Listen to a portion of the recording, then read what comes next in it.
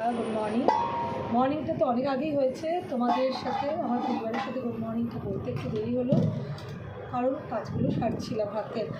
এত সুন্দর একটা ওয়েদার হয়েছে না, দেখে মনটা একটু খুশি হয়ে গেল। কিন্তু সকালে উঠেছিলাম ঠান্ডা, হাত পা কিন্তু চলছে, পুরো এরম হয়ে গেছিলাম, স্কিপ হয়ে গেছিলাম। তারপর তো আস্তে আস্তে আস্তে আস্তে শুরু হলো দিনটা।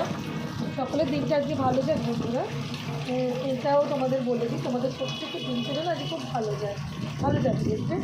আর আজকে তো মোটামুটি বৃহস্পতিবার, লক্ষ্মীবার, তো লক্ষ্মীবারে মা লক্ষ্মী আশীর্বাদে সবার দিনটা আজকে পালং শাকটা সেদ্ধ মানে একটুখানি গরম জলে ভাপিয়ে নিলাম।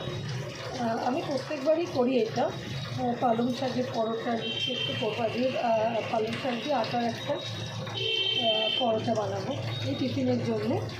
আর একটু এটা ওটা জোগাড় করতে গিয়ে দেরি হয়ে গেল বন্ধুরা আজকে মর্নিং বলতে, তো সরি, ক্ষমা করো।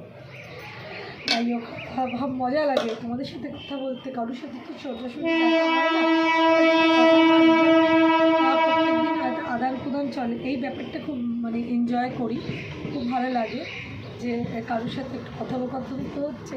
সারাদিন তো কাজ আর কাজ, কাজ আর কাজ, চলো কাজের আবার বিভিন্ন পদ্ধতি আছে, সেই কাজ নিয়ে আমি একটুখানি এগিয়ে চলি আমার পদ্ধতিতে।